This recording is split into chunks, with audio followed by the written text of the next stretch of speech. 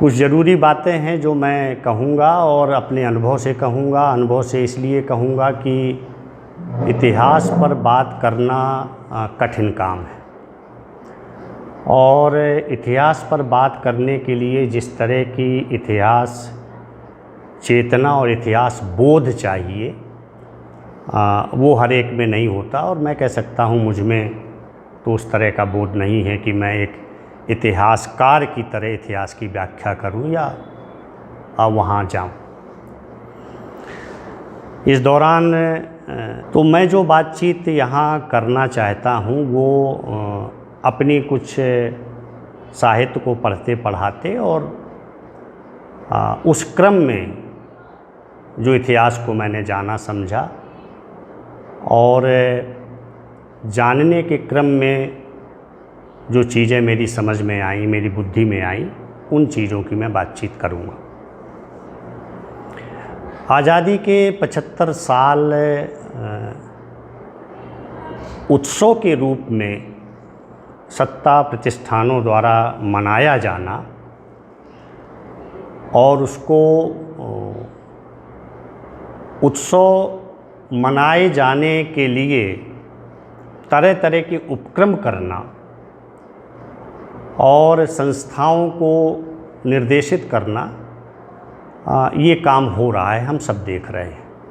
उनके आयोजनों को, उनके स्वरूप को, उनकी प्राथमिकताओं को, ये हमारे सामने आ रहा है।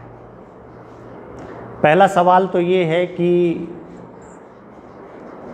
क्या आज़ादी का उत्सव या आज़ादी के 75 साल का उत्सव इस तरह मनाया जाना चाहिए, या जिन नायकों को हम इस संवाद में पहले याद कर चुके हैं वो क्या इसी तरह की आज़ादी की उत्सव की कल्पना करते थे या मनाए जाने की बात सोचते थे। और जिस आज़ादी का उत्सव हम मना रहे हैं, क्या सही मायने में वो आज़ादी हमें हासिल हो गई है? क्योंकि जब हम आज़ादी की बात करते हैं तो जंगे आज़ादी और आज़ादी के संघर्ष के दौर में जब जाते हैं तो उस दौर में जाने पर हमें पता चलता है कि आज़ादी के वहाँ कई मायने थे, एक मायने नहीं था। कई मायने भी थे और आज़ादी की संकल्पनाएं भी कई थीं, एक नहीं थी। और जब संकल्पनाएं कई थीं तो सवाल ये है कि गांधी की भारत संकल्पना क्या थी या अंबेडकर की भारत संकल्पना क्या थी, या भगत सिंह का आइडिया ऑफ इंडिया क्या था, या मौलाना साहब का भारत संकल्पना क्या थी, या सुभाष चंद्र बोस और रविन्द्रनाथ ठाकुर, और कई कई नाम हम जोड़ सकते हैं। क्या ये भारत की संकल्पनाएं एक थीं? क्या ये एक तरह की आज़ादी चाहते थे? और अगर एक तरह की आज़ादी नहीं चाहते थे तो इनकी आज़ादी पाने के रास्ते, स्वप्न क्या थे, इनके रास्ते क्या थे? ये एक बड़ी बहस है और उस बहस में शायद जाना या मेरे लिए उन बहसों को, सारी बहसों को समेट कर बात कर पाना संभव भी नहीं है। आज़ादी का एक मायने गांधी के पास था और गांधी कहते थे कि आज़ादी को वो अपने अंतिम जन से परिभाषित करते थे, और जिसे हम गांधी का जंतर कहते हैं। और वो कहते थे कि गांधी के जंतर में अंतिम जन के चेहरे को आप याद करिए। अगर कोई काम आप करने जा रहे हैं तो उस काम का उस अंतिम जन पर क्या प्रभाव पड़ेगा, कैसा प्रभाव पड़ेगा, ये गांधी कहते थे। तभी कोई काम करिए। और दूसरी बात ये कहते थे कि भारत को सच्चे मायने में, सही मायने में आज़ाद मैं तभी मानूंगा जब कोई स्त्री कश्मीर से कन्याकुमारी तक रात में, आधी रात में अकेले यात्रा कर सके। ये बहुत बड़ी चुनौती थी जब गांधी ये बात कह रहे थे। और गांधी की ये संकल्पना आज भी अधूरी है, क्योंकि आज भी हाथरस है और आज भी आए दिन कई हाथरस हमारे यहाँ हैं, और सिर्फ रात में नहीं है, दिन में, दिन दहाड़े हैं। इसके अलावा हम अंबेडकर को देखें तो अंबेडकर भी एक भारत संकल्पना को लेकर चल रहे थे, और जब हम अंबेडकर और गांधी की एक साथ बात करते हैं तो ये नरेटिव लगभग बन चुका है कि हम गांधी और अंबेडकर को आमने सामने खड़े कर देते हैं। और इस संदर्भ में मुझे दो प्रसंग याद आते हैं। पहला प्रसंग ये है कि जब पूना पैक्ट की बात आई और चुनाव में प्रतिनिधित्व की बात आई, तो पुरजोर तरीके से अंबेडकर ने अपनी बात कही। गांधी चूँकि आज़ादी के रास्ते तय कर चुके थे, अपने आज़ादी के पाने के टूल्स तय कर चुके थे, सबकी सहभागिता चाहते थे, सामूहिकता चाहते थे, तो गांधी को लगता था कि ये बात इस समय ठीक नहीं है। मगर अंबेडकर के अपने तर्क थे, वो अपने तर्कों में सही थे, वो तर्क रख रहे थे। गांधी ने जिद की और गांधी अनशन पर बैठे। और आप देखिए कि जब अनशन में गांधी की चिंता पूरे देश की चिंता बन गई और ये हुआ कि गांधी मुश्किल में पड़ सकते हैं, तो अंततः अंबेडकर के मन में गांधी के प्रति जो सम्मान का भाव है और गांधी के पास अंबेडकर जाकर के बापू को जिस तरह से बात करते हैं और पूरे मसले को हल करते हैं, ये बताता है कि एक दूसरे के मन में किस तरह का प्रेम था। और जब हम प्रेम कहते हैं, एक दूसरे के प्रति सम्मान कहते हैं, तो उसमें असहमतियां अपने जगह ज़रूर होती हैं। उसमें ये नहीं होता है कि हम आपसे असहमत नहीं हो सकते। असहमत होते हुए प्रेम करना, ये आज़ादी के नायकों का एक बड़ा उसूल था, जिस उसूल पे सब चलते थे। दूसरी बात जो मैं कहना चाहता हूँ कि एक और वाक़या था कि जब अंबेडकर ने ये घोषित किया कि मैंने जिस जाति में जन्म लिया है, जिस धर्म में जन्म लिया है, उस धर्म में मैं अपने प्राण नहीं त्यागूंगा।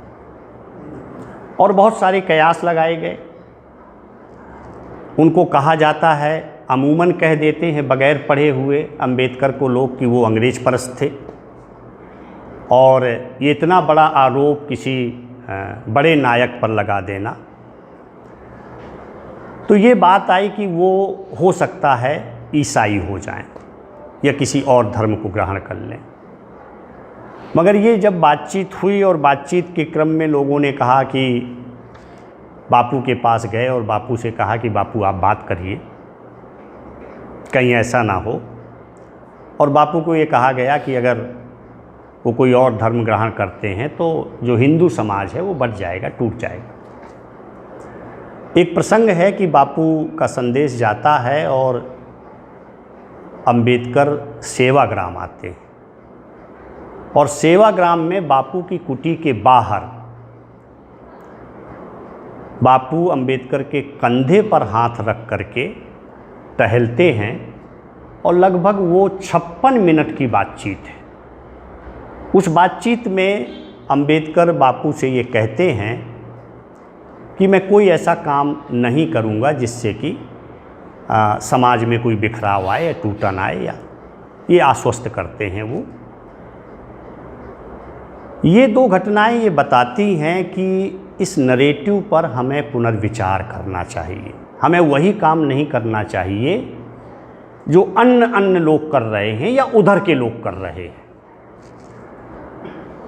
इसी के साथ आज़ादी के आंदोलन में हम देखें कि एक भगत सिंह की भी संकल्पना थी, और भगत सिंह स्पष्ट तौर पर कहते थे, और भगत सिंह को फांसी देने के ठीक पहले हम सभी जानते हैं, बताने की दोहराने की ज़रूरत नहीं है कि किस तरह से अपने वकील से जो पुस्तक मंगाई थी उन्होंने, वो लेनिन की पुस्तक थी, और वो उन्होंने कहा कि आप जाइए, मेरे पास वक्त नहीं है, और ज़मीन पर उस किताब लेकर बैठ जाते हैं और उसको वो पढ़ते हैं।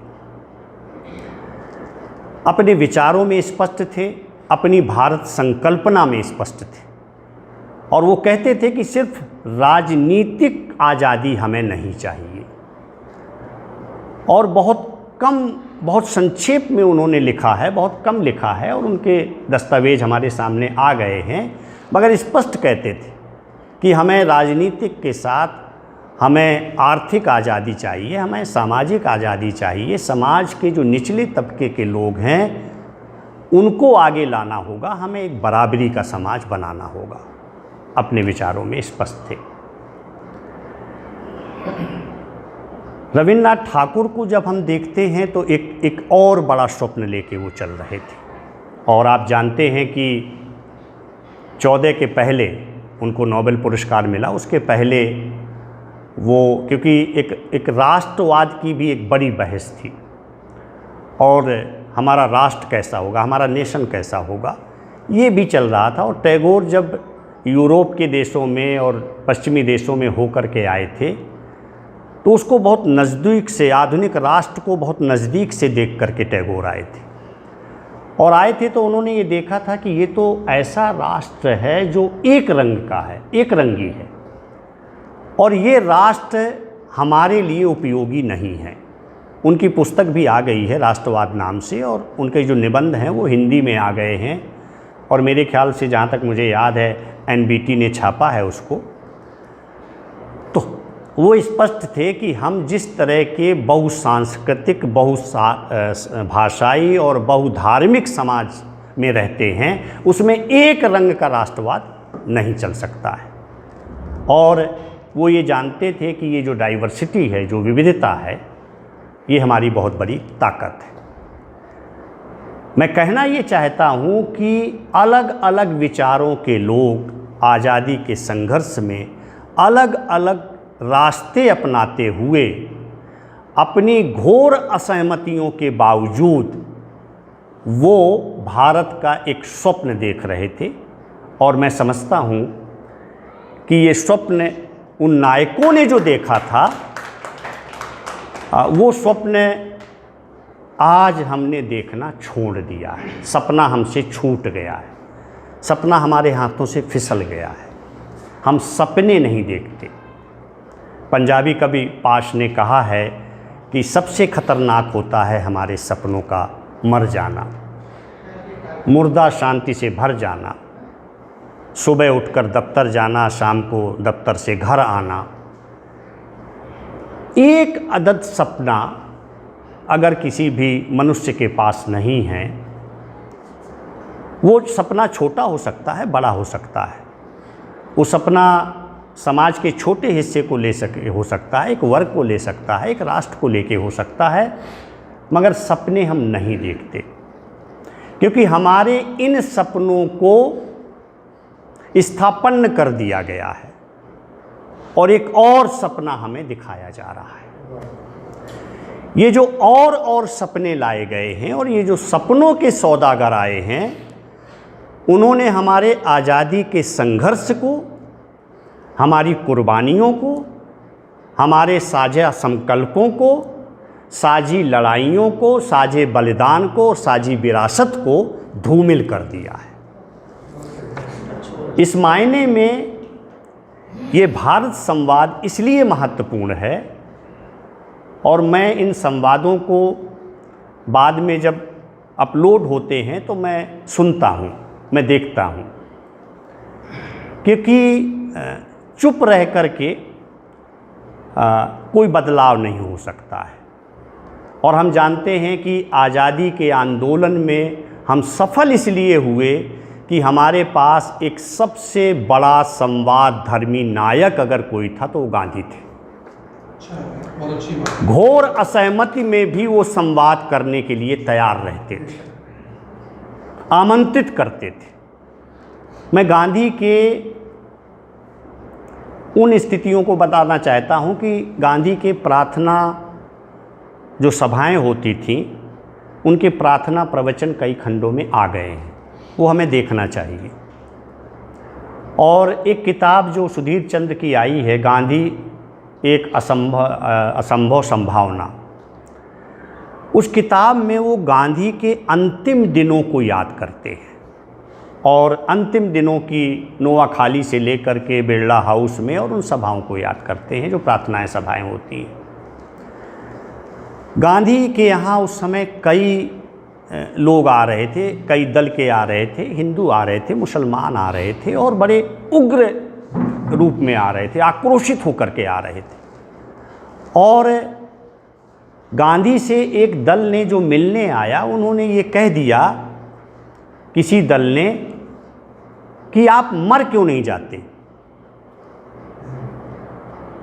और गांधी उस बात को लेकर प्रार्थना सभा में जाते हैं, कुछ और चिट्ठियां ले जाते थे। गांधी ये काम करते थे कि अपनी चिट्ठियां ले जाते थे और जहां से चिट्ठी आती थी उन चिट्ठियों को पढ़ते थे और वो बहुत कटु आलोचना भी होती थी गांधी की, उनको भी हूबहू वो रख देते थे पढ़ करके और फिर उसका जवाब देते थे। ये तरीका था गांधी का, यानी इतना ट्रांसपेरेंट, इतना पारदर्शी व्यक्तित्व, कुछ ना छुपाने वाले गांधी। तो वो कहते हैं कि भाई एक लोग मिलने आए थे और मुझसे कह रहे थे कि आप मर क्यों नहीं जाते।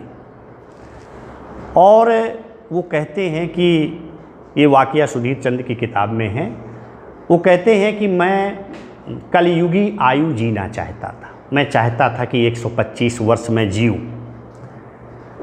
मगर मैं अब इतने वर्ष का 79 या कितना बताया साल का हो गया हूँ, अब मैं जीना नहीं चाहता, ईश्वर मुझे उठा ले। ये उठाने का, ये मर जाने का, यानी अगर कोई व्यक्ति कह रहा है कि आप मर क्यों नहीं जाते, तो उस बेबसी को भी गांधी बहुत सच्चे दिल से सामने रख देते हैं।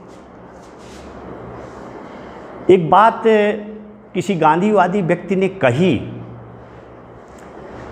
कि अगर गांधी की हत्या करने के पहले गोडसे अगर उनके पास जाते और कहते, गोडसे कहते कि गांधी जी मैं आपको मारना चाहता हूँ, तो शायद गांधी गोडसे को भी मारने का कोई और तरीका बता देते और कहते तुम गोली मत मारो, तुम ऐसा ऐसा कर दो। ये बात एक गांधीवादी, एक विचारक ने, एक बुजुर्ग व्यक्ति ने कही। अभी एक नाटक आया है जो कि सब लोगों की जानकारी में है, असगर वजाहत जी का नाटक है जो गांधी और गोडसे को लेकर के है। और उसमें ये प्रसंग है कि गांधी को गोडसे गोली मारते हैं और गांधी बच जाते हैं, और फिर जो है गांधी और गोडसे की मुलाकात होती है। वो वार्तालाप हमें देखना चाहिए। गांधी गोडसे। एक और नाटक उनका अभी आया है जिसका अंतिम भाग का पाठ उन्होंने इलाहाबाद में किया, वो महाबली नाटक है, जिसमें अकबर और तुलसीदास की मुलाकात वो सपने में कराते हैं। तुलसीदास बनारस के घाट पर अपने तख्त पर लेटे हैं और अकबर आते हैं और अकबर के आने का ऐलान होता है जिस तरह से ऐलान हुआ करता है। तुलसीदास थोड़ा इधर उधर देखते हैं, आवाज़ आती है कानों में और बैठ जाते हैं। बैठ जाते हैं तो अकबर पूछते हैं कि गोस्वामी तुमको कई बार बुलावा भेजा, तुम सीकरी नहीं आए। तो गोस्वामी कहते हैं कि नहीं। और बातचीत के क्रम में गोस्वामी ये कहते हैं कि काबुल से और पश्चिम बंगाल पर तक तुम्हारा जो साम्राज्य है महाबली, उसमें मेरी कुटिया नहीं आती है, मेरी कुटिया नहीं आती उस साम्राज्य में। अकबर फिर कहते हैं कि मैंने टोडरमल से, मैंने अब्दुल रहीम खान खाना से, तुम्हारे बारे में हाल चाल लिए और मैंने चाहा कि तुम सीकरी आओ, मगर गोस्वामी तुम नहीं आए। और बातें वो करते हैं। और गोस्वामी बार बार पूछते हैं कि महाबली तुम आए क्यों, तुम्हारे बैठने की तो यहाँ कोई ऐसी जगह भी नहीं है।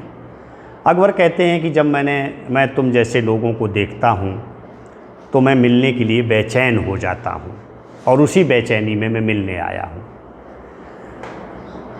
अंत नाटक का ये है कि महाबली कौन है, और बार बार संबोधन में जब महाबली गोस्वामी कहते हैं तो अकबर अंत में कहते हैं कि गोस्वामी तुम मजाक कर रहे हो, महाबली मैं नहीं, महाबली तो तुम हो।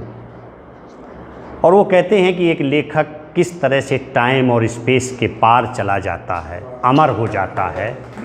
इसलिए तुलसीदास को महाबली खुद अकबर कहता है। कहने का मतलब ये है कि ये जो नैतिक सत्ता होती है ये तुलसी के पास थी, राज सत्ता नहीं थी। आज़ादी के आंदोलन में जितने नायक हुए हैं, जितने हुए हैं, उनके पास एक मोरल अथॉरिटी थी, नैतिक सत्ता थी, और वो नैतिक सत्ता थी जो किसी साम्राज्यवादी सत्ता को झुका सकती थी। इस नैतिक सत्ता की लगातार कमी हमारे बीच होती रही है और नैतिक तौर पे लगातार हम पतित होते चले गए हैं। आज़ादी हमको मिली, और आज़ादी को 1857 पर अगर हम याद करें और इधर 47 के बाद 75 वर्ष याद करें और उधर 58 तक चले जाएं, 1857 तक चले जाएं, तो एक लंबा दौर है। क्योंकि सिर्फ आपको आगे नहीं जाना, आपको पीछे भी जाना है। पीछे इसलिए जाना है कि आज स्मृतियों के लोप का समय है। हमारी स्मृतियों से बहुत कुछ पोंछा जा रहा है, मिटाया जा रहा है। और स्मृतिहीन जो व्यक्ति होता है वो बहुत खतरनाक होता है। खतरनाक इसलिए होता है कि वो स्मृतिहीन व्यक्ति ही आगे चलकर या अपनी प्रक्रिया में रहते हुए वो जो शब्द हम उपयोग करते हैं आजकल, वो भक्त हो जाता है। और ये भक्त आज के संदर्भ में, मैं मध्यकाल के संदर्भ में भक्त नहीं कह रहा हूँ, क्योंकि जो भक्त मध्यकाल में था, सूरदास थे, तुलसी थे, निर्गुण संत थे, वो भक्ति और भक्ति की का जो रिश्ता था वो अलग तरह का रिश्ता था। ये स्मृतिहीनता हमें संकट में डाल रही है। और ये स्मृतिहीनता इसलिए मैं कह रहा हूँ खतरनाक है कि हमारे जितने साथी यहाँ बैठे हुए हैं, अगर मैं कहूँ कि कोई भी साथी अपने मोबाइल को अलग रख के 10 फ़ोन नंबर बता दे, तो शायद युवा से लेके बुजुर्ग साथी तक के लिए ये संभव नहीं है कि वो 10 मोबाइल नंबर बता सके। स्मृतिहीन होना इसलिए भी खतरनाक है कि हमारी स्लेट पर कुछ और लिखने की तैयारी है, लिखा जा रहा है। और हमारी जो युवा पीढ़ी है, खासकर मैं 90 के बाद पैदा हुई युवा पीढ़ी को कह रहा हूँ, तो वो युवा पीढ़ी निराला को देखकर ये कह सकती है कि ये टैगोर की मूर्ति है। वो युवा पीढ़ी, मैं अपने अनुभव से बता रहा हूँ, कि वो कह सकती है कि प्रसाद बनारस में नहीं रहते थे, वो इलाहाबाद के कीटगंज में तंबाकू बेचते थे। ये मैं व्यक्तिगत अनुभव से कह रहा हूँ। इसलिए इन स्मृतियों को संजोना, इन स्मृतियों में बार बार जाना, और ये हम ही नहीं, हमारे लिए ज़रूरी नहीं है, ये उस दौर के लोगों ने कहा है। गांधी अगर वैष्णो जन तो तेने कहिए, जो पीर पराई जाने रे, गा रहे थे तो स्मृतियों में ही लौट रहे थे, वो वहीं लौट रहे थे। अगर परहित सरिस धर्म नहीं भाई कहा जा रहा था या कहा जाता है तो हम स्मृतियों में ही लौटते हैं। या संतन को कहाँ सीकरी सो काम, आवत जात पनहियाँ टूटी, बिसर गयो हरिनाम अगर कह रहे हैं तो हम स्मृतियों में जा रहे हैं। हम किसी भी आंदोलन में आज, वो दलित आंदोलन, स्त्री आंदोलन या आदिवासी के शोषण की बात करते हैं तो भी हम स्मृतियों में जाते हैं, उस इतिहास को खंगालते हैं और देखते हैं कि दर्ज क्या है, सही क्या है। तो जब आज अखंड पाखंड और झूठ की सत्ता काबिज है तब इसको हम अपनी स्मृतियों को और गहरा करके स्मृतियों पे लौटकर और वहाँ से ताकत बटोर कर ही इनको जवाब दे सकते हैं। क्योंकि आज के समय में नेहरू के सामने पटेल खड़े कर दिए गए हैं, आज गांधी के सामने भगत सिंह खड़े कर दिए गए हैं, आज नेहरू के सामने सुभाष चंद्र बोस खड़े कर दिए गए। ये जो नरेटिव हैं ये हमारे सच को, हमारे सत्य को, हमारे इतिहास को झूठा साबित करने के बाद गढ़े जा रहे हैं। इसी के साथ मैं एक चीज़ और जोड़ना चाहता हूँ कि इसमें 90 के बाद आई तकनीक ने बहुत बड़ी भूमिका निभाई है, इसको हम भूलें नहीं। और जब हम सांप्रदायिकता की बात करते हैं, जिससे आज़ादी के आंदोलन के दौर में भी हम जूझ रहे थे, और ये काम अंग्रेज़ों ने बहुत पहले शुरू कर दिया था। और आप देखिए उठा करके कि 1857 की साझी लड़ाई और साझे संघर्ष में उन्होंने इस बात को चिन्हित कर लिया था, रेखांकित कर लिया था कि हमें किस तरह आगे बढ़ना है और क्या करना है। आगे चल के वो फोर्ट विलियम कॉलेज की स्थापना करते हैं, वो भाषाई आधार पर 2 विभाग बनाते हैं, वो निर्देश देते हैं कि आपको कैसी पुस्तकें तैयार करनी हैं, भाषाओं को वो खास धर्म और जाति समुदाय से जोड़ने का काम करते हैं। ये सारे काम वो शुरू कर देते हैं, उनकी परियोजना शुरू हो जाती है।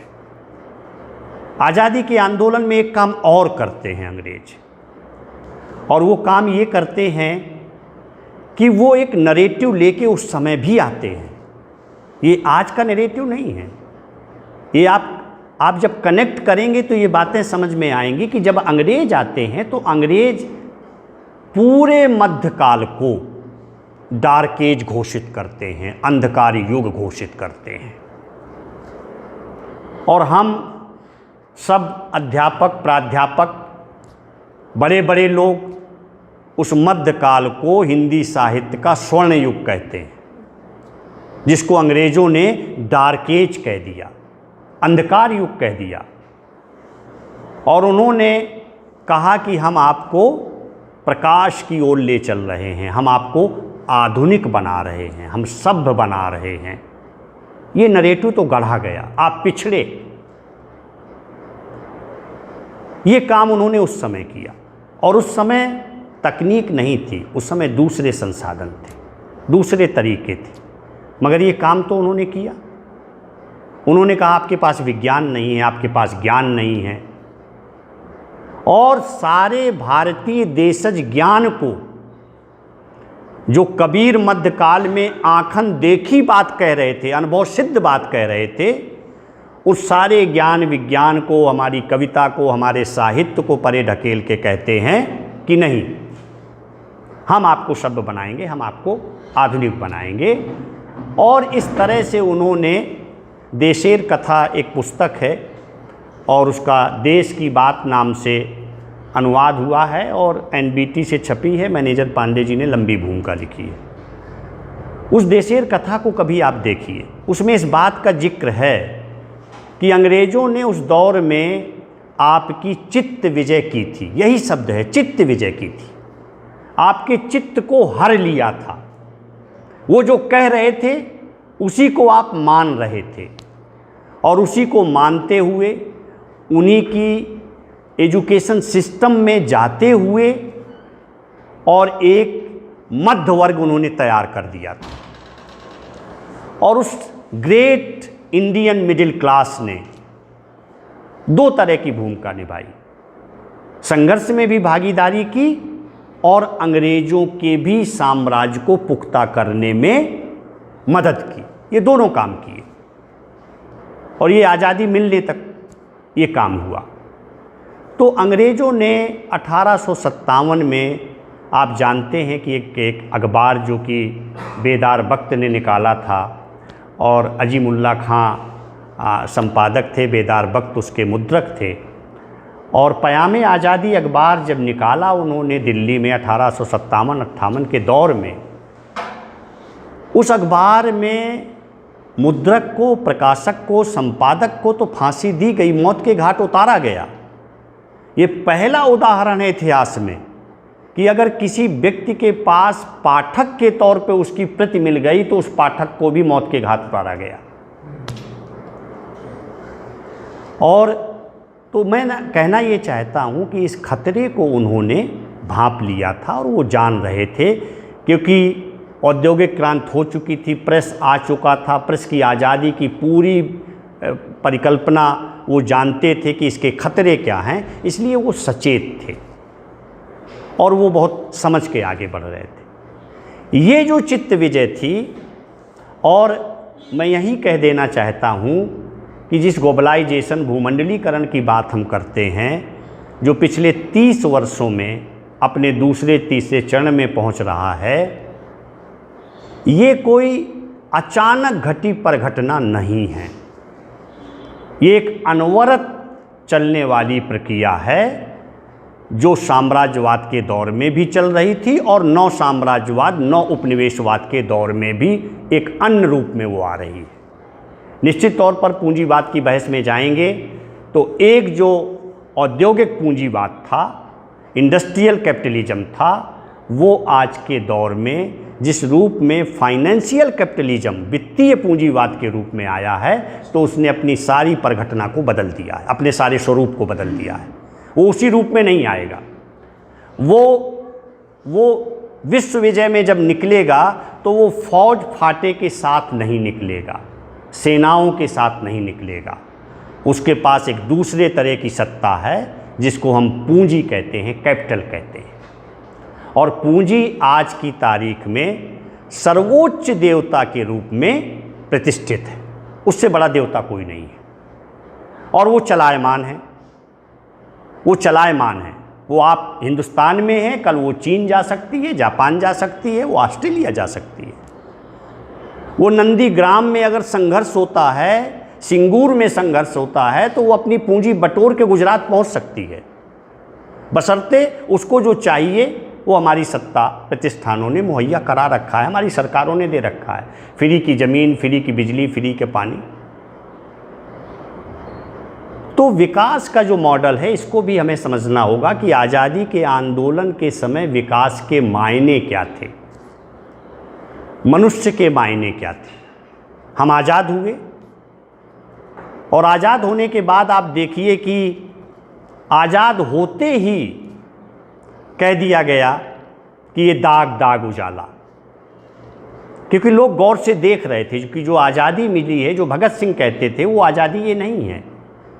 जो प्रेमचंद कहते थे कि जॉन की जगह अगर जनार्दन आ जाएंगे तो कुछ बदलेगा नहीं, ये समझ रहे थे। इसलिए हमारे रचनाकारों ने, हमारे साहित्यकारों ने उसको चिन्हित कर लिया था। केदारनाथ अग्रवाल कह रहे थे, जो 1937-35 से कविता लिख रहे थे, वो आज़ादी मिलने पर लिख देते हैं कि चिट्ठी आई, पत्री आई, डाक बराबर सब दिन आई, पर दिल्ली से आज़ादी हाय ना आई, हाय ना आई। सवाल खड़े हो जाते हैं। 3 थके हुए रंगों को एक पहिया ढोता है, ये कह दिया जाता है। धूमिल कह देते हैं, ये कह दिया जाता है कि लोकतंत्र का कोई मुझको पता बता दे। किससे पूछूं, नानी से या मौसी रानी से? हम आज़ाद हुए हैं, लोकतंत्र हासिल किया है, मगर सवाल उठ रहे हैं और ये चिन्हित करते हैं, ये हमारे साहित्यकार करते हैं और ये बात शुरू हो जाती है। मुक्तिबोध ठीक ठीक आज 2022 का दृश्य देख लेते हैं अंधेरे में कविता में। वो प्रोसेसन की याद करिए आप, उसमें सेठ है, साहूकार है, पत्रकार है, अधिकारी हैं, सब हैं, और कंधे से कंधा मिलाता हुआ डोमा उस्ताद भी चल रहा है। तो जब ये डोमा उस्ताद हमारे लोकतंत्र की तकदीर तय कर रहे हैं तो हमारे पास सिर्फ और सिर्फ संघर्ष के वो क्षण बचते हैं जब हमें आज़ादी मिली, और वो पूरा दौर बचता। हमें ये भी याद रखना चाहिए इसी क्रम में कि 3 प्रधानमंत्री हमें याद रखने चाहिए जब हम बात करते हैं। पहले प्रधानमंत्री जवाहरलाल नेहरू, दूसरे प्रधानमंत्री राजीव गांधी, और तीसरे वर्तमान प्रधानमंत्री। इन तीनों व्यक्तित्व को जब आप सामने रखेंगे तो आपको फ़र्क नज़र आएगा। एक व्यक्ति जो हिंदी चीनी भाई भाई और पंचशील और पंचवर्षीय योजनाएं लेके आया, और जिसने गांधी के सपनों से अलग असहमति व्यक्त करते हुए देश को आगे ले जाने में मदद की, और देश आगे बढ़ा, सबको साथ लेकर के बढ़ा। हम ग्लोबलाइजेशन की बात करते हैं तो हम 90 के बाद बात करने लगते हैं, हमें और थोड़ा पीछे जाना चाहिए। राजीव गांधी जब प्रधानमंत्री हैं तो हमें 84-85 पर नज़र डालनी चाहिए। ये वही दौर था जब न्यू एजुकेशन पॉलिसी आ रही थी, रोजगार परक का पाठ्यक्रम आ रहे थे, तकनीक आ रही थी, कंप्यूटर आ रहा था, और बहुत सारे प्राइवेट निजीकरण में महाविद्यालय विश्वविद्यालय खुलने शुरू हो गए थे। उसी के आसपास डंकल प्रस्ताव को भी आप याद रखिए, विश्व बैंक और IMF की भूमिका को भी याद रखिए। संकेत मिलने लगे थे, मगर वो सरकारें सचेत थीं, वो देश को गिरवी रखने वाली सरकारें नहीं थी। वो समझ रही थी कि हमें अगर अंतर्राष्ट्रीय परिदृश्य में अपने देश को खड़ा रखना है, मजबूत रखना है, तो हमें किस तरह से कदम बढ़ाने हैं, हमें क्या क्या करना है। एक सलाहियत थी, एक प्रोग्राम था, मगर चूंकि हम बहुत दुनिया में पीछे ना रहें तो हमको युवा पीढ़ी के लिए नई योजनाएं थी। मगर पूंजीपतियों की निगाहें थीं। अंबानी बिरला रिपोर्ट आप एजुकेशन में पढ़िए, वो कहती है कि इस देश को चलाने के लिए सिर्फ 3% लोग हायर एजुकेटेड चाहिए, सबको उच्च शिक्षा देना पैसे की बर्बादी है, अपव्यय है, साफ साफ लिखते हैं और सीधी भाषा में लिखते हैं। न्यू एजुकेशन पैटर्न, नई घोषणाएं होती हैं, रोजगार को सीमित करने की बातें होती हैं, आप कर्ज लेते हैं, शर्तों के साथ लेते हैं। रोजगार जो ख़त्म हो रहा है ये ऐसा नहीं है कि कोई सत्ता कर रही है, उस सत्ता के पीछे की जो अंतर्राष्ट्रीय सत्ताएं हैं उन पर भी नज़र आपकी होनी चाहिए। वो साफ कह रहे हैं कि आप पद नहीं भरेंगे, आप रोजगार नहीं देंगे। ये जो आज़ादी है जीवन की, खान पान की, पहनावे की, हमारी ताकत, जो हमारी डाइवर्सिटी है, जो एक रंगी हो जाने का जो अभियान चल रहा है, ये ग्लोबलाइजेशन भी चाहता है, ये मल्टीनेशनल सी भी चाहती है। वो चाहती हैं कि सब लोग पिज्ज़ा खाने लगें, सब बर्गर खाएं, सब एक जैसा पहने, क्योंकि रविन्द्रनाथ ठाकुर ये कह चुके हैं कि वो एक रंगी राष्ट्र है, नेशन है, वहाँ एक रंग है, एक जैसा रहना, एक जैसा खाना, एक जैसा। वो डाइवर्सिटी को नहीं समझ सकते हैं, भारत के वैविध्य को नहीं समझ सकते हैं। ये हमारी ताकत है, जो हमारी ताकत छीनी जा रही है। नए नए नरेटिव आ रहे हैं। हम मध्यकाल में तो जा रहे हैं, मगर हम एक अलग तरह का नरेटिव लेके जा रहे हैं। और ये राजनीति एक काम और कर रही है कि ये राजनीति सम्राट अशोक की भी जात खोदना चाहती है। एक साथ सम्राट अकबर को भी पाठ्यक्रम से बाहर करना चाहती है। और ये राजनीति अकबर और महाराणा प्रताप को कह रही है कि युद्ध में तो दोनों साथ लड़े थे, सामने लड़े थे, जबकि हम जानते हैं कि ऐसा नहीं था। हम जानते हैं कि सच्चाई क्या थी। मगर जब स्मृतियों में हम कमज़ोर होंगे, हमारे पाठ्यक्रमों में अभी जो एकीकृत, मैं कहना ये चाहता हूँ कि भारत की जो ज्ञान आधारित जो सोसाइटी थी, नॉलेज बेस्ड सोसाइटी थी, कैसे उसको हम इंफॉर्मेशन बेस्ड सोसाइटी में तब्दील कर दिए हैं 85 से चल के अब तक। और हमारा युवा गोला भरने वाली संस्कृति में आ गया है। वो गोला भर के आता है, रट्टा लगाता है, कुछ तथ्य याद करता है और वो मशीन में जाता है और रिजल्ट बाहर हो जाता है। हमारे सोचने समझने के अवसर खत्म किए जा रहे हैं। इसके अपने खतरे, स्मृति रोप का होना, इंफॉर्मेशन बेस्ड सोसाइटी में तब्दील होना। तकनीक आपको सुविधाएं तो देती है, मगर तकनीक जितना देती है वो बाली की तरह उतना उससे ज़्यादा हर लेती है आपसे।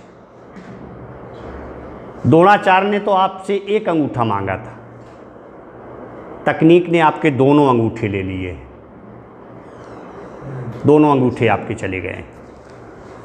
तकनीक आपसे ज़्यादा हरती है, ज़्यादा लेती है, सुविधाएं आपको कम देती है। इसलिए तकनीक, हमारी युवा पीढ़ी जो है वो तकनीक को मैनेज करने, चलाने, उसको उपयोगी बनाने की सलाहियत उसमें नहीं है। ये खतरे हैं और यही तकनीक, एक नरेटिव जो आता है वो लाखों करोड़ों तक पहुंच जाता है।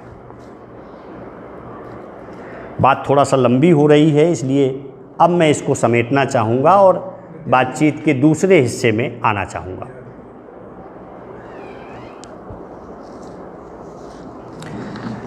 मैं एक स्टेटमेंट आपके सामने पढ़ना चाहता हूँ और ये स्टेटमेंट इसलिए पढ़ना चाहता हूँ कि शायद जो बातचीत मैंने अभी तक की है वो बातचीत इस स्टेटमेंट में पूरी तरह से आ जा रही है।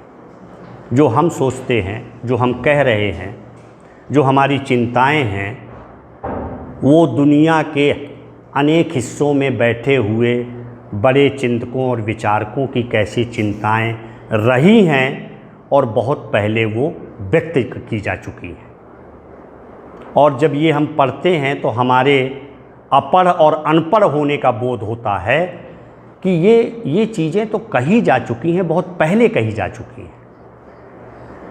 एडुआर्डो गैलियानो, ये एक जर्मनी के चिंतक हैं, बड़े विचारक हैं, जिन्होंने ग्लोबलाइजेशन के पूरे दौर को, जहाँ जहाँ से ये होकर आया है, साउथ अफ्रीका में, लैटिन अमेरिका में, और उसने जो हालात पैदा किए हैं उसका बहुत गंभीर अध्ययन और विश्लेषण एडुआर्डो गैलियानो ने किया है और उनकी पुस्तकें अब हिंदी में भी आ गई हैं।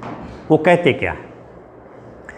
उनका कहना है कि आज़ादी मेरे देश की एक जेल का नाम है। आज़ादी मेरे देश की एक जेल का नाम है और तानाशाह सरकारों ने खुद को लोकतंत्र घोषित कर रखा है। अब प्यार, इन्वर्टेड कामा में, अब प्यार इंसान का अपनी गाड़ी से लगाव और क्रांति बाजार में आए किसी नए ब्रांड के धमाकेदार प्रचार के काम आ रहे हैं। अब हमें खास और महंगे ब्रांड का साबुन रगड़ने पर गर्व और फास्ट फूड खाने से खुशी का एहसास होता है। शांत देश दरअसल बेनाम कब्रों की लगातार बढ़ते जाने वाली कतार है और स्वस्थ मनुष्य, स्वस्थ इंसान, इन्वर्टेड कामा में, और स्वस्थ इंसान वह है जो सब कुछ देखता है और चुप रहता है। हम उस स्थिति में पहुंच चुके हैं। एडुआर्डो बहुत पहले कह गए, स्वस्थ इंसान वह है जो सब कुछ देखता है और चुप रहता है। हमारी सारी बातचीत, हमारी सारी कार्रवाइयाँ इस चुप्पी के खिलाफ होनी चाहिए, क्योंकि आज़ादी के संघर्ष में इन नायकों ने एक काम और किया था, और गणेश शंकर विद्यार्थी ने ये बड़ा काम किया था कि जनता की वाचा को खोल देना, जनता की वाणी को खोल देना, ये बड़ा काम था। जनता को बोलना सिखा देना, और ये काम गणेश शंकर विद्यार्थी जीवन भर करते रहे। हम फिर चुप्पी के दौर में जा रहे हैं, और हमारे पास ऐसे लोग नहीं हैं जो जनता को बोलना सिखा दें, जनता को सड़क पर आना सिखा दें, जनता को प्रतिरोध करना सिखा दें, क्योंकि चुनौतियां बहुत खुली हैं, इस समय सामने हैं। इसलिए केदारनाथ सिंह कहते हैं कि वे चुप क्यों हैं जिन्हें आती है भाषा, और वो सारे लोग चुप हैं जो बहुत पारंगत हैं। वो लिख रहे हैं, वो भाषण दे रहे हैं, वो सब काम कर रहे हैं, मगर जहां और जिस तरह से बोलना चाहिए वहां नहीं बोलते। दूसरी बात जॉन ऑरवेल की है। जॉन ऑरवेल ने बहुत सारी बातें लोकतंत्र को लेकर के कही। जॉन ऑरवेल साफ तौर पर कहते हैं कि तानाशाही की तुलना में मुक्त समाजों में सेंसरशिप अधिक परिष्कृत रूप में मौजूद रहती है। आज अघोषित आपातकाल जिसे हम कहते हैं, जिसे हम उदारवादी लोकतंत्र कहते हैं, उदारवादी लोकतंत्र में अधिक परिष्कृत रूप में ये सेंसरशिप मौजूद रहती है, और दुनिया के तमाम उदारवादी लोकतंत्रों में असहमत के इस केस को हमेशा कम से कमतर किया जाता है। ये जॉन ऑरवेल की बात भी होती थी। तो सवाल ये है कि आज़ादी के मायने क्या हैं, असल आज़ादी क्या है। और असल आज़ादी के मायने में नेहरू के 2 स्टेटमेंट में पढ़ देना चाहता हूँ, जिससे कि बातचीत उसकी व्याख्या की ज़रूरत नहीं है।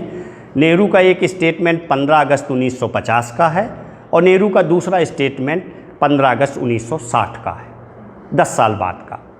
पहले स्टेटमेंट में 1950 में वो कहते हैं, आज़ादी के मायने ये नहीं हैं कि हर एक आदमी आज़ादी के नाम पर हर बुरा काम करे।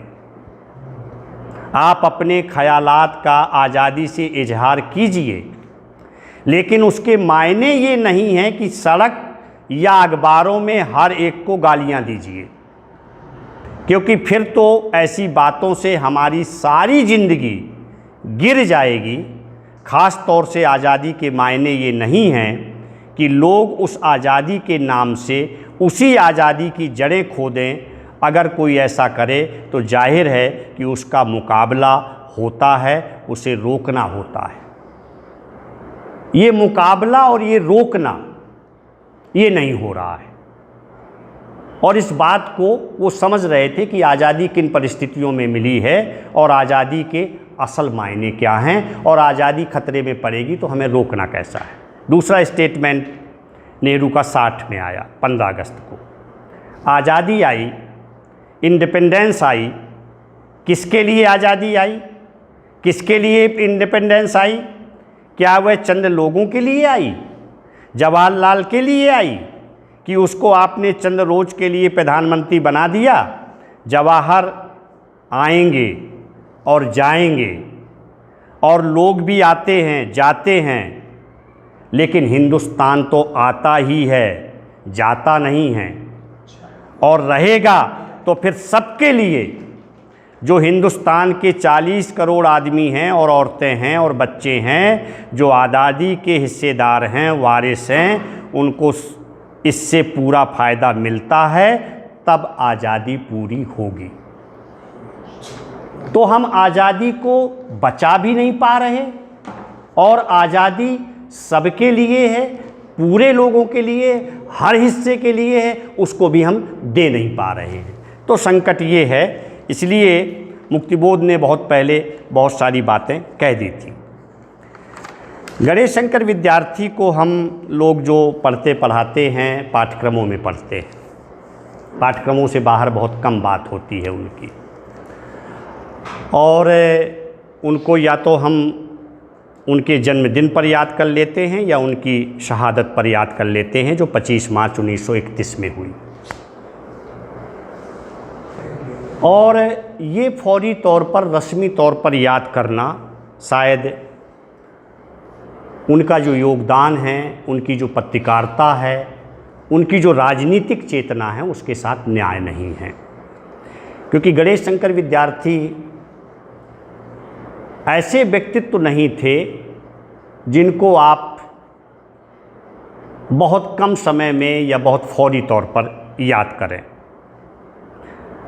मतलब ये है कि उनका पूरा जीवन युद्ध में था, और जब मैं युद्ध में कह रहा हूँ तो ये सिर्फ उनके कर्म पर नहीं था, उनके विचारों पर भी ये युद्ध में जीवन था। विचारों का जब मैं कह रहा था तो गणेश शंकर विद्यार्थी पहले व्यक्ति हैं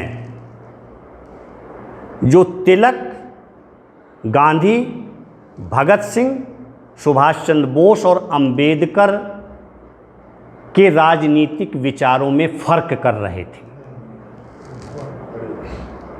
वो जान रहे थे कि गांधी के यहाँ स्वराज क्या है और तिलक का स्वराज्य क्या है, ये फर्क कर रहे थे वो। और 1923 में फतेहपुर के राजनीतिक सम्मेलन में सभापति के रूप में वो कहते हैं कि मैं लड़ाई का पक्षपाती हूँ, मैं समस्त सत्ताओं का विरोधी हूँ, फिर चाहे वो सत्ता मौजूदा नौकरशाही की हो या जमींदारी की हो, धनवानों की हो या ऊंची जातियों की हो। इसलिए गणेश शंकर विद्यार्थी की लड़ाई सिर्फ अंग्रेज़ों से नहीं थी। यहाँ फ़र्क करते हैं वो गांधी से। आप याद करिए कि गांधी बहुत अरसे तक कांग्रेस में देशी रियासतों की शोषण और संघर्ष को कांग्रेस में जगह नहीं दे रहे थे, और बुंदेलखंड के आसपास का ही आप समझिए कि जब दतिया में अंग्रेज रेजिडेंट और वहाँ का जो राजा था, दोनों मिल कर के दमन कर रहे थे, तो प्रजा चिल्ला रही थी और प्रजा कह रही थी कि हमारे मुद्दों को कांग्रेस में लाइए, शामिल करिए। इसी तरह से नौगांव ले लीजिए, जितनी भी रियासतें थीं जहां अंग्रेज़ रेजिडेंट रखे जाते थे, अंग्रेज़ रेजिडेंट को खर्चा वो राजा सामंत देता था, और राजा का काम होता था कि वो जो कर थे वसूलता था, वो रेजिडेंट का भी खर्चा देता था, राजस्व भी जमा करता था। दोहरी मार थी। गांधी कहते थे कि नहीं, हम अभी राजा महाराजाओं के खिलाफ नहीं जाएंगे, क्योंकि हमें आज़ादी के आंदोलन को आगे ले जाना है। जब बहुत दबाव पड़ा, जबकि गणेश शंकर विद्यार्थी लगातार सामंतों, राजाओं, उनके शोषण, आप प्रताप की फाइलें उठा के देख लीजिए, आप देखिए कि प्रताप को किन किन रियासतों ने बैन लगाया। प्रताप ग्वालियर में बैन था, प्रताप ग्वालियर नहीं आ सकता था, उदयपुर नहीं जा सकता था। रियासतों ने अपने यहाँ प्रताप को बैन कर दिया जाए, क्योंकि खुलेआम लिखते थे वो, इनकी पोल खोलते थे। बहुत बाद में गांधी ने एक रास्ता निकाला और गांधी ने कहा कि आप प्रजामंडल गठित कर लीजिए और प्रजामंडल के बैनर तले अपनी लड़ाइयाँ लड़िए। उनको ये रास्ता बताया।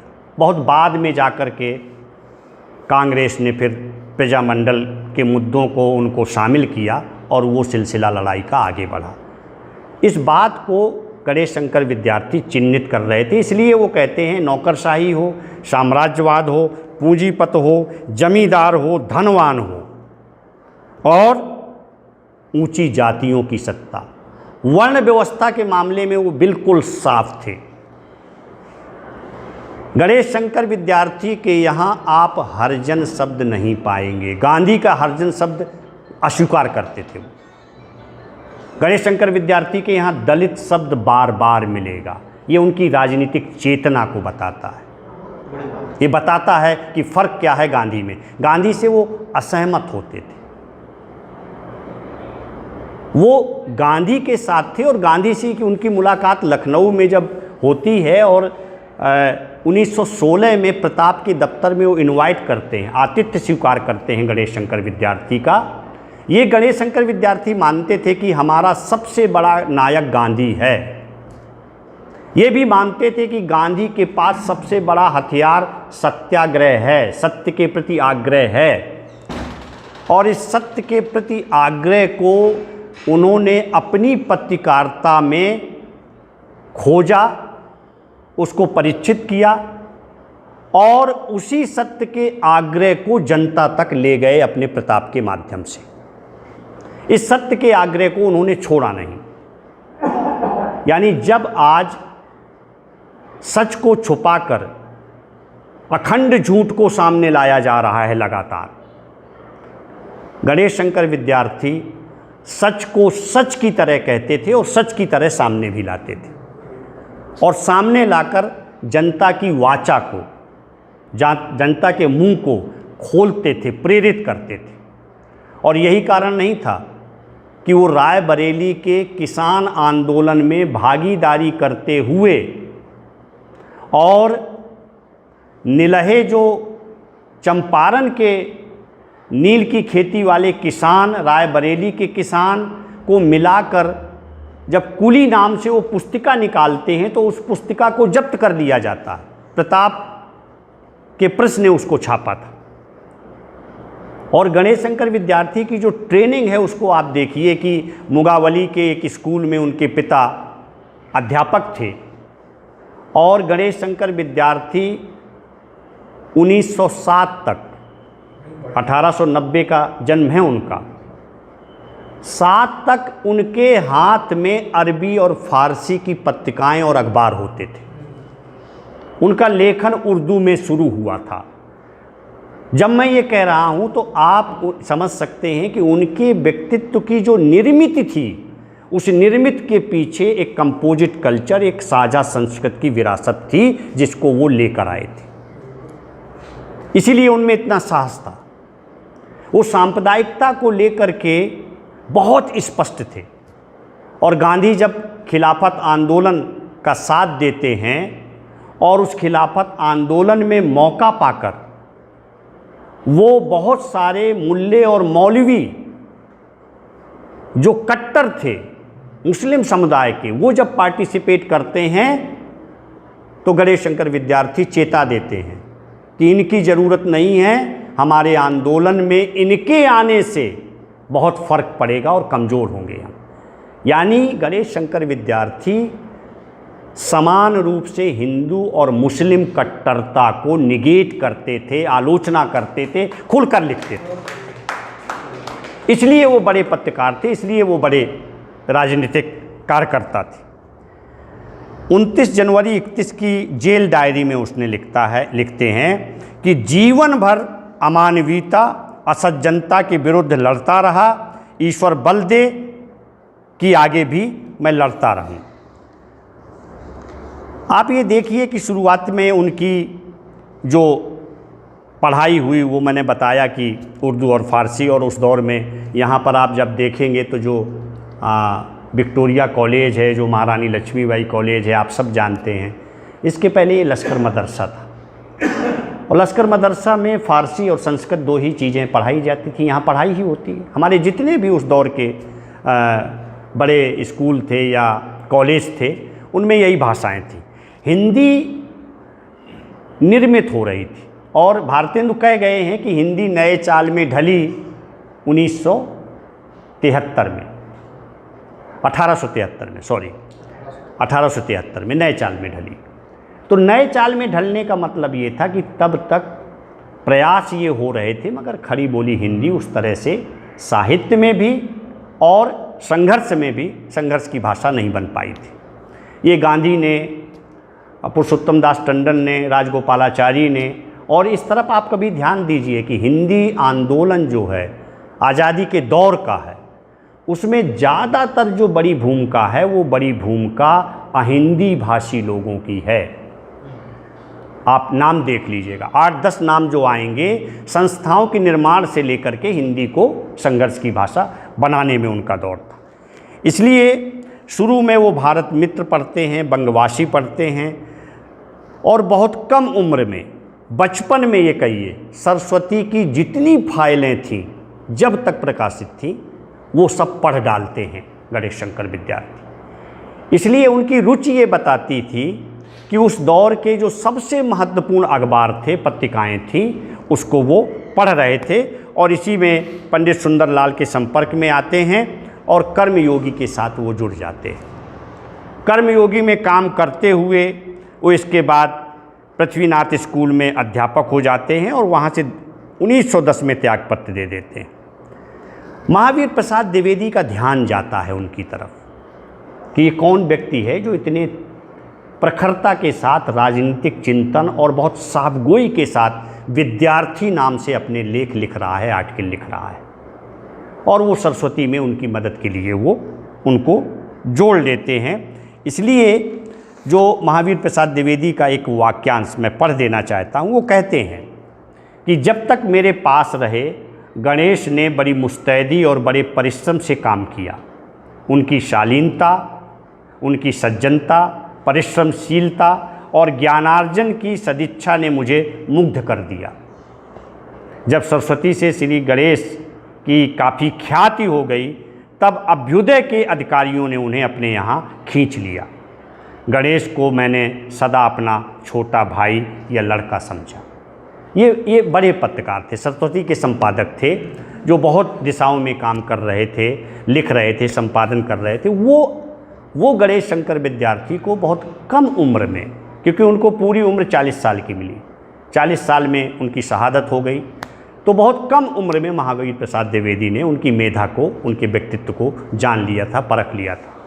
अभ्युदय जो इलाहाबाद से निकल रहा था, जिसका भगत सिंह अंक प्रतिबंधित हुआ, अभ्युदय से लगातार वो जुड़े रहे। प्रताप जब उन्होंने 1913 में शुरू किया कानपुर में, तो बहुत छोटे से एक कमरे में, जिसकी भीत वगैरह सब उधड़ी हुई थी, 400 रुपये किराए के कमरे में प्रताप को शुरू किया, 3 लोगों के साथ, जिसमें शारदानंदन थे, एक मिश्र जी थे और खुद प्रताप, खुद विद्यार्थी जी थे। शारदानंदन जी की एक प्रेस थी जिसमें वो छपता था, 16 अंक तक वो छपा। 16 अंक के बाद कुछ परेशानियां आईं और प्रताप के दूसरे ही साल अंग्रेज़ों ने उनसे 1000 रुपये की ज़मानत मांगी। ज़मानत मांगी तो विद्यार्थी जी ने सोचा कि अगर हम ज़मानत नहीं देंगे तो हमारा प्रेस जब्त हो जाएगा और हमारा अखबार बंद हो जाएगा। इसलिए 1000 रुपये उन्होंने तुरंत जमा किए। 1 साल बाद फिर उनसे 1000 की ज़मानत मांगी गई, और कुछ आर्टिकल वगैरह जो लिखते थे उनके विचारों से मजिस्ट्रेट सहमत नहीं होते थे। इसके बाद उन्होंने जब नहीं जमा किया और पैसा जुटाने में लगे रहे तो उस ज़मानत को 2000 रुपये कर दिया गया। फिर 2000 रुपये उन्होंने जमा किए गणेश शंकर विद्यार्थी ने, मगर प्रेस को बंद नहीं होने दिया। और जब ज़्यादा संकट आया, ज़्यादा नोटिस आई, तो फिर उन्होंने एक अपील जारी की, और अपील जारी की तो लोगों ने उनकी मदद की, और मदद करने पर 8000 रुपये गणेश शंकर विद्यार्थी के पास आ गए। ये 8000 रुपये बड़ी रकम थी उनके लिए, और उस समय 8000 रुपये आना ये बताता था कि प्रताप की पहुंच और प्रताप के पाठक लगातार बढ़ रहे थे। 8000 रुपये आने के बाद वो निर्णय करते हैं, बैठते हैं, और बैठने के बाद प्रताप को व्यक्तिगत अखबार से ट्रस्ट बना देते हैं और सारा पैसा उस ट्रस्ट को सौंप देते हैं, और कहते हैं कि ये प्रताप का ट्रस्ट होगा और इस पैसे से अब प्रताप निकाला जाएगा। यानी इतनी साफगोई, इतनी स्पष्टता, और इस तरह से जो विद्यार्थी जी का काम है वो हमारे सामने आता है। सिलसिलेवार अगर बातें कही जाएंगी तो बहुत बातें हैं, और आप जानते हैं कि 5 बार वो जेल गए। पहली बार जेल गए वो जब रायबरेली के किसानों के साथ वो शामिल हुए और वहाँ भाषण दिया। इसके बाद फतेहपुर में जब कांग्रेस का अधिवेशन हुआ, वहाँ भाषण के बाद फिर वो जेल गए, और जेल जाने पर उन्होंने Mill, Spencer, Rousseau, Maupassant, Ruskin, Tolstoy, Thoreau, Tennyson, Browning, Bernard Shaw, Balzac का अध्ययन किया। विक्टर ह्यूगो से बहुत प्रभावित थे वो, और ला मिजराबिल्स का उन्होंने अनुवाद किया 21-22 लखनऊ जेल में। 93 का बलिदान नाम से जो विक्टर ह्यूगो का ही कृति थी उसका अनुवाद किया। आप ये देखिए कि वाल्मीकि की रामायण, महाभारत वो लगातार पढ़ते थे। उनका एक जो पश्चिमी साहित्य से संबंध था, तो अपना जो क्लासिक लिटरेचर था उसकी भी उनकी बहुत अच्छी समझ थी, उससे वो उदाहरण देते थे। और विद्यार्थी जी खुद कहते थे कि प्रत्येक मनुष्य अपने जीवन भर विद्यार्थी ही है, साधक ही है, और उसको वो अपने जीवन में भी अप्लाई करते थे। एक बात तो मैंने इसमें कह दी कि सत्य के प्रति आग्रह उनका और सत्याग्रह को वो निहत्थों का सबसे बड़ा हथियार मानते थे। और आज भी इस दौर में भी वो राज्य पोषित हिंसा हो या किसी भी तरह की हिंसा हो, किसान आंदोलन हमारे सामने है, निहत्थों का हथियार सिर्फ सत्याग्रह हो सकता है, ये तय बात है। इसके अलावा हमारा दूसरा रास्ता नहीं है। हम गांधी से लाख असहमतियां रख सकते हैं, रखनी चाहिए। गांधी पर बहुत डिबेट हुई है, होती रहनी चाहिए। जितनी डिबेट होगी, गांधी का जो सत्य है, जो गांधी का सत्य है, क्योंकि वो खुद कहते थे कि सत्य के साथ मैं प्रयोग करता और मेरा जीवन ही मेरा विचार है, इसलिए ज़रूरी है कि उसको परखते रहने की ज़रूरत है। आज़ादी साध्य है तो सत्याग्रह ही साधन हो सकता है उस आज़ादी को बचाने के लिए, और ये वो मानते थे। गणेश शंकर विद्यार्थी जी अहिंसा और हिंसा को लेकर बहुत स्पष्ट थे। वो गांधी के भी साथ थे, वो भगत सिंह के भी साथ थे, बिस्मिल्लाह के साथ थे, वो रोशन सिंह के साथ थे, अशफाक उल्लाह के साथ थे।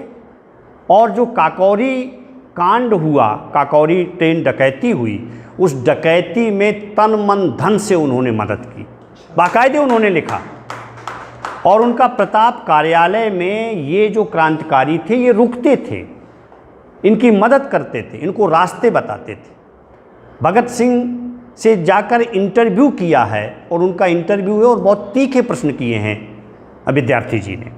इसलिए अहिंसा को लेकर वो कहते हैं कि मैं नॉन वायलेंस को शुरू से अपनी पॉलिसी मानता रहा हूँ, धर्म नहीं मानता रहा। अहिंसा को पॉलिसी मानता रहा हूँ मगर धर्म नहीं मानता रहा। और वो स्पष्ट करते हैं कि मैं अहिंसा को धर्म नहीं मानता, तथापि मैं अपनी वर्तमान अवस्था में राजनीतिक संग्राम का सर्वोत्तम साधन मानता। अहिंसा को धर्म ना मानना, पॉलिसी मानना, सर्वोत्तम साधन मानना स्पष्ट करते हैं वो।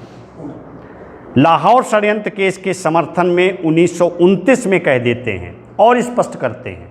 जब ये कहा जाता है कि हिंसा की बहस शुरू हो जाती है और गांधी पर बहुत दबाव होता है और भगत सिंह हीरो होते हैं, गांधी की कोई सुनता नहीं है, लाखों लोग लाहौर जेल के बाहर इकट्ठे हो जाते हैं। तो ये 29 में कहते हैं, विद्यार्थी जी का कथन है कि हिंसा और अहिंसा की विवेचना छोड़िए, विज्ञान ने वर्तमान रण शैली को बेहद भयंकर बना दिया है। उसमें वीरता नहीं रही, उसमें पशुता और हत्या का राज्य है, और उसके मुकाबले में हमारे ऐसे शताब्दियों से निशस्त्र लोगों का खड़ा रह सकना असंभव है। अगर इस हिंसा, राज्य की हिंसा, साम्राज्यवाद की हिंसा आप निहत्थे होकर के लड़ेंगे तो ये समय नहीं है, वो इसका समर्थन कर देते हैं और काकोरी कांड में वो उन लोगों के साथ रहते हैं।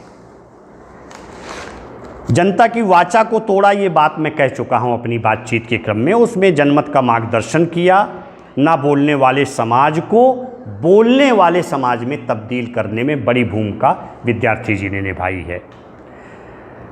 वो देसी पूंजीवाद, सामंतवाद के प्रच्छन्न रिश्तों की पड़ताल कर रहे थे। देसी पूंजीवाद किस तरह से काम कर रहा है और सामंतवाद प्रच्छन्न रूप से किस तरह से पोषित कर रहा है अंग्रेज़ों को।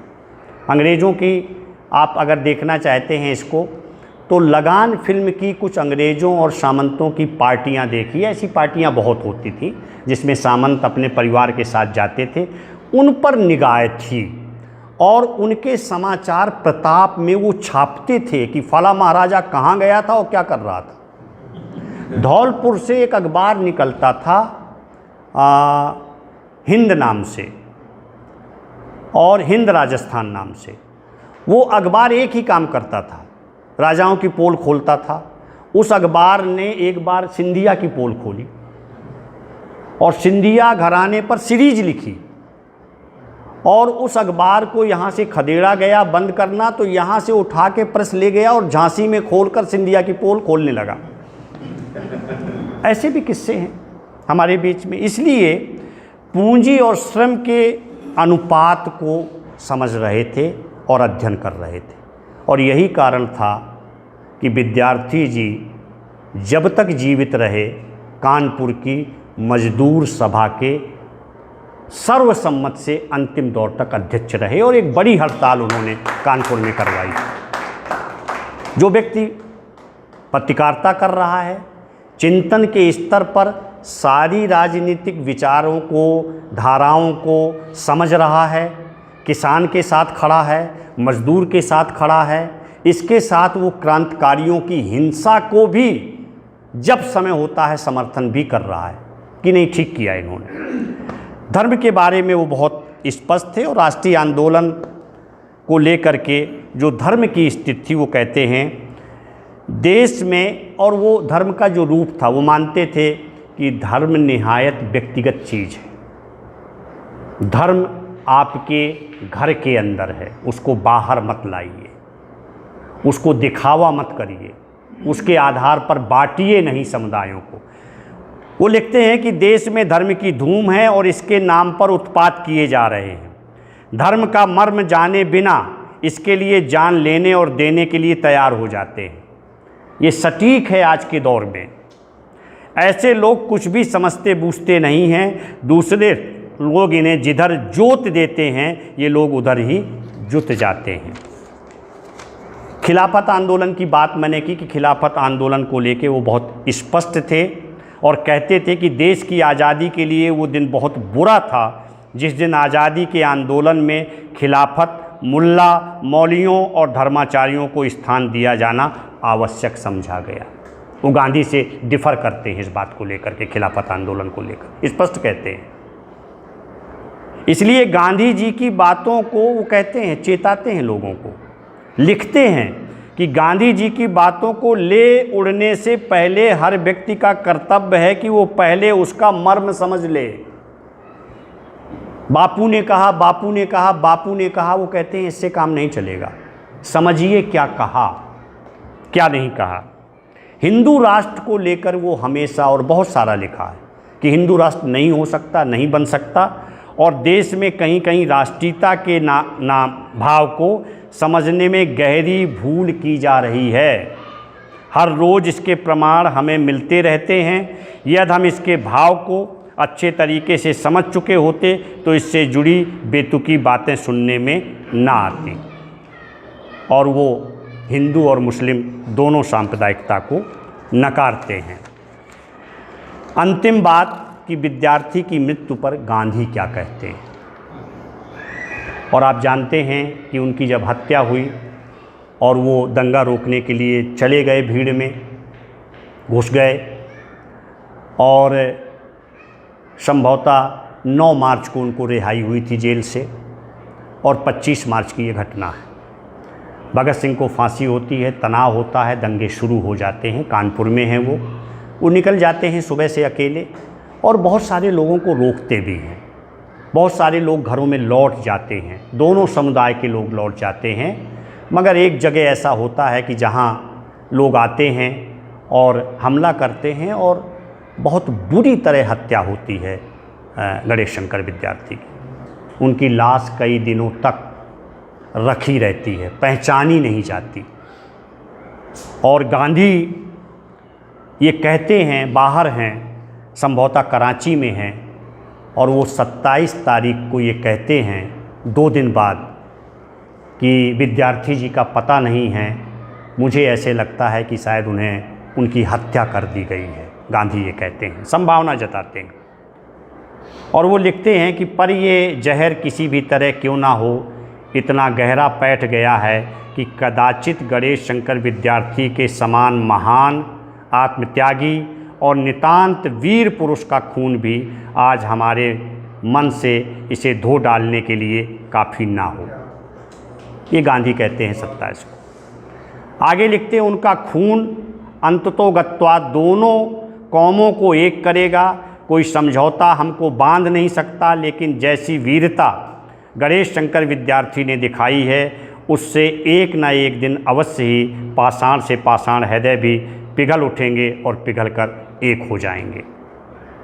वो चिट्ठी लिखते हैं विद्यार्थी जी के छोटे भाई को सांत्वना के लिए, और गांधी लिखते हैं कि कलेजा फट रहा है।